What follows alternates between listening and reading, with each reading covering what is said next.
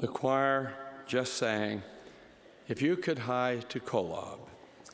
O coro acabou de cantar Se Tu ao Astro Kolob.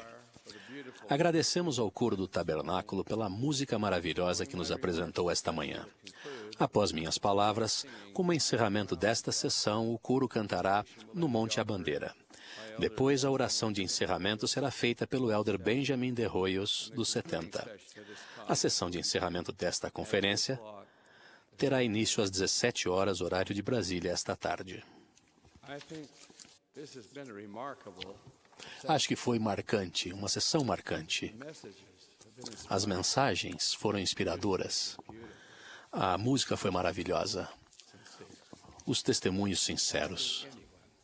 Acredito que qualquer um que assistiu essa sessão nunca a esquecerá, pelo espírito que foi passado.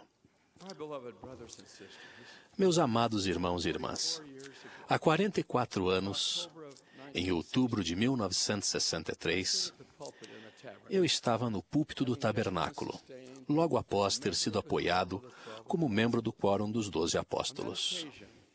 Naquela ocasião, mencionei uma pequena placa que havia visto em um outro púlpito com os seguintes dizeres: quem estiver neste púlpito, seja humilde.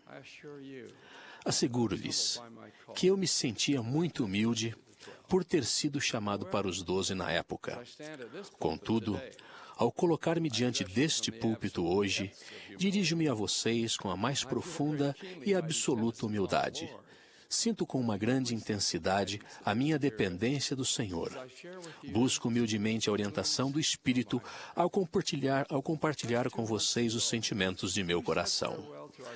Há apenas 2 meses despedimos-nos de nosso querido amigo e líder Gordon B. Hinckley, o 15º presidente da Igreja de Jesus Cristo dos Santos dos Últimos Dias.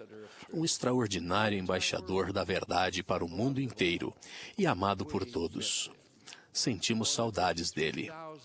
Mais de 53 mil homens, mulheres e crianças visitaram o belo Salão dos Profetas neste mesmo edifício para prestarem seu último tributo àquele gigante do Senhor que hoje faz parte da história. Com o falecimento do presidente Hinckley, a primeira presidência foi dissolvida. O presidente Aaron e eu, que servimos como conselheiros do presidente Hinckley, voltamos para nosso lugar no Quórum dos 12 Apóstolos, que se tornou a autoridade presidente da Igreja. No sábado, 2 de fevereiro de 2008, o funeral do presidente Hinckley foi realizado neste magnífico centro de conferências. Um edifício que será para sempre um monumento à sua visão do futuro. Durante o funeral, belos e carinhosos tributos foram prestados àquele homem de Deus.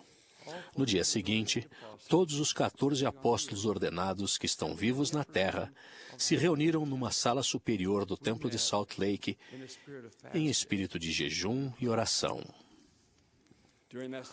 Durante aquela solene e sagrada reunião, a presidência da igreja foi reorganizada de acordo com um precedente claramente estabelecido, segundo o modelo que o próprio Senhor determinou.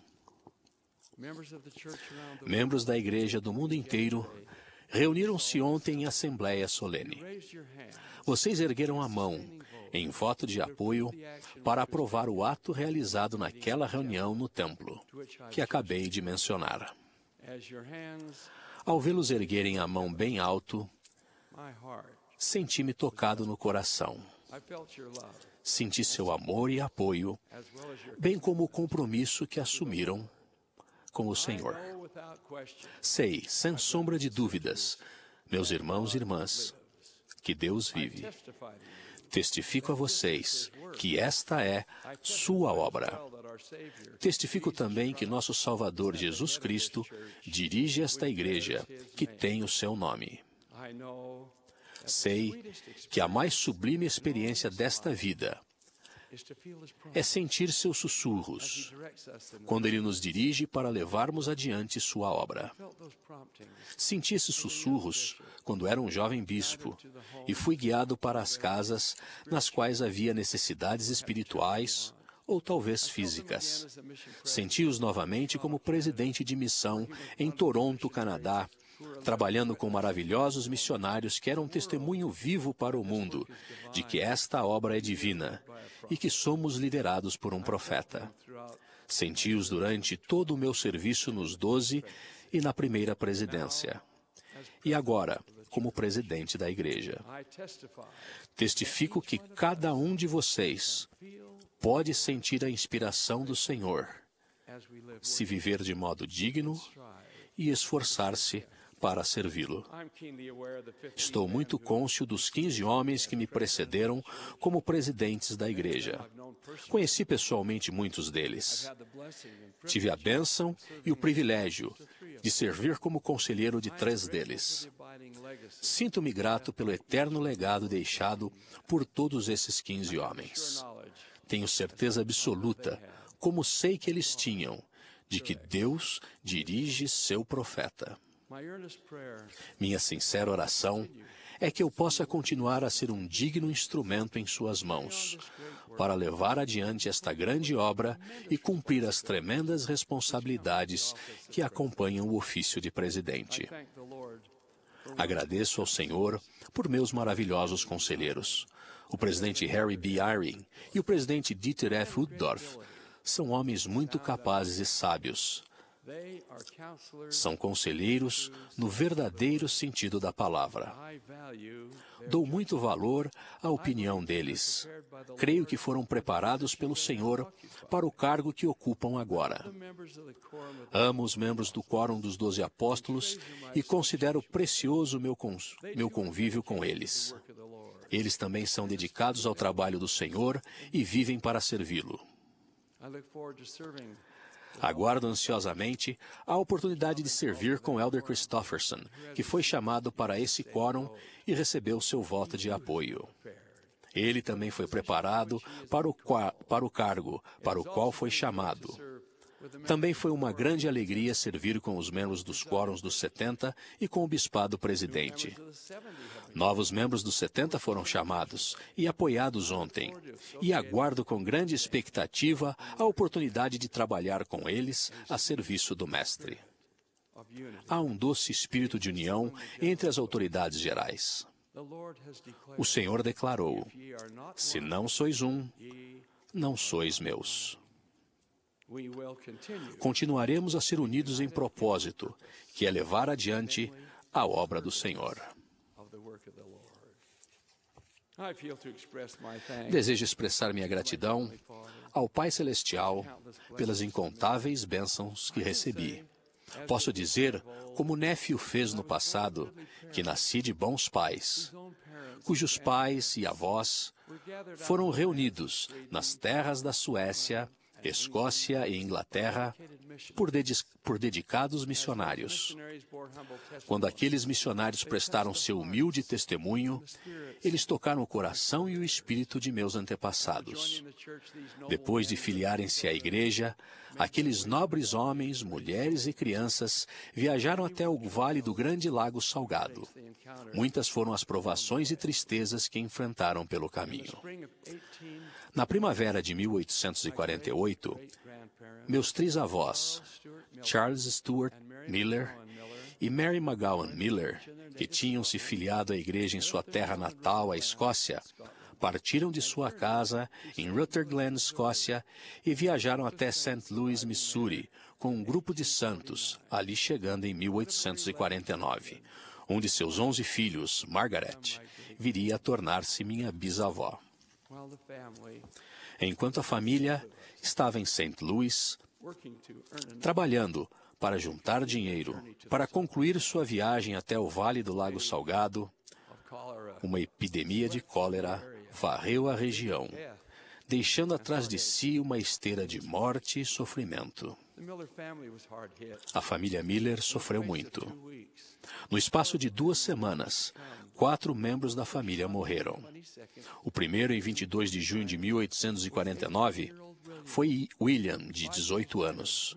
5 dias depois, Mary McGowan Miller, minha trisavó e mãe da família, morreu. 2 dias depois, Archibald, de 15 anos, faleceu. E 5 dias após a sua morte, meu trisavô, Charles Stuart Miller, pai da família, também morreu. Os filhos sobreviventes ficaram órfãos, inclusive minha bisavó Margaret, que tinha 13 anos na época. Por causa das muitas mortes ocorridas na região, não havia caixões disponíveis, por preço algum, para os sepultamentos. Os rapazes mais velhos, que sobreviveram, desmancharam os currais dos animais para fazer caixões para os familiares falecidos. Pouco ficou registrado sobre o sofrimento e as dificuldades enfrentadas pelos 9 filhos remanescentes da família Miller, que continuaram a trabalhar e economizar para a viagem que seus pais e irmãos jamais fariam. Sabemos que eles partiram de St. Louis na primavera de 1850, com 4 bois e um carroção, chegando finalmente ao Vale do Lago Salgado naquele mesmo ano. Outros antepassados meus enfrentaram dificuldades semelhantes. Apesar de tudo, porém, seu testemunho continuou firme e forte. De todos eles, recebi um legado de total dedicação ao Evangelho de Jesus Cristo. Graças à fidelidade deles, estou aqui diante de vocês hoje. Agradeço a meu Pai Celestial por minha querida companheira Frances. Em outubro, comemoraremos 60 maravilhosos anos de casamento. Embora meu serviço na igreja tenha começado cedo, ela jamais reclamou, uma vez que fosse, quando eu saía de casa para assistir a uma reunião ou cumprir uma responsabilidade da igreja. Por muitos anos, meus encargos como membro dos 12 me levaram frequentemente para fora de Salt Lake City, às vezes por até 5 semanas seguidas, deixando-a sozinha para cuidar de nossos filhos pequenos em casa. Desde quando fui chamado como bispo, aos 22 anos de idade, raramente tivemos o privilégio de sentar-nos juntos durante uma reunião da igreja. Eu não poderia pedir uma companheira mais leal, amorosa e compreensiva. Expresso minha gratidão ao Pai Celestial por nossos 3 filhos e seus respectivos cônjuges, por 8 netos maravilhosos e 4 belos bisnetos. É difícil encontrar palavras para transmitir a vocês, meus irmãos e irmãs, a sincera gratidão que sinto por sua vida, pelo que há de bom em vocês, pelo testemunho que prestam. Vocês servem uns aos outros com disposição. São dedicados ao Evangelho de Jesus Cristo. Durante mais de 44 anos como autoridade geral, tive a oportunidade de viajar por todo o mundo. Uma das minhas maiores alegrias foi conhecer vocês, membros, onde quer que estivessem, e sentir seu espírito e amor. Anseio por muitas outras oportunidades assim. Ao longo de toda a jornada da vida, há fatalidades. Alguns se desviam do caminho demarcado que leva à vida eterna, para então descobrir que o desvio escolhido acaba em um beco sem saída. A indiferença, a negligência, o egoísmo e o pecado ceifam preciosas vidas humanas. Todos podem mudar para melhor. Ao longo dos anos, fizemos muitos apelos aos menos ativos, aos ofendidos, aos críticos, aos transgressores, para que voltem. Voltem e banquem-se na mesa do Senhor. E provem novamente os doces e prazerosos frutos da integração com os santos. No santuário íntimo da consciência de cada pessoa, existe aquele espírito, aquela determinação de desfazer-se do velho eu, e atingir a plena estatura do verdadeiro potencial. Nesse espírito, fazemos novamente este sincero convite. Voltem. Estendemos a mão para vocês com puro amor de Cristo e expressamos nosso desejo de ajudá-los, de dar-lhes as boas-vindas e de integrá-los plenamente. Para os que estão magoados ou que estão hesitantes e temerosos, dizemos: deixem-nos elevá-los, alegrá-los e afastar-lhes os temores. Aceitem literalmente o convite do Senhor. Vinde a mim, todos os que estáis cansados e oprimidos, e eu vos aliviarei.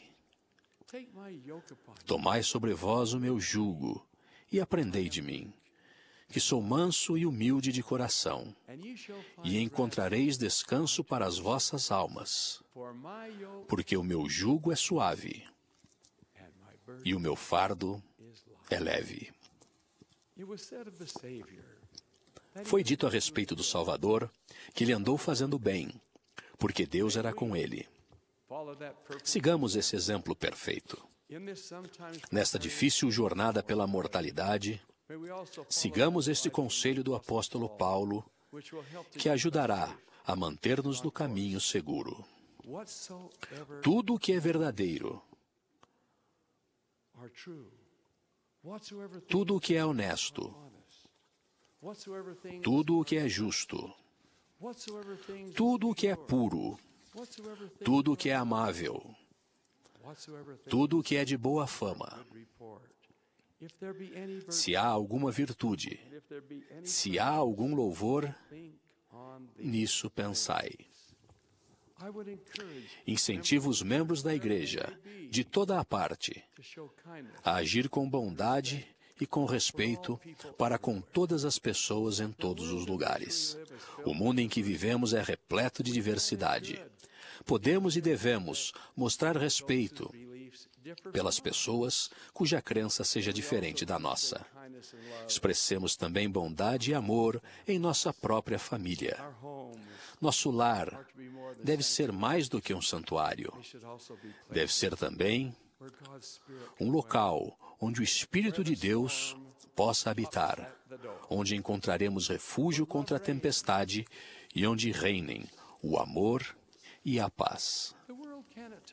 O mundo, às vezes, pode ser um lugar assustador.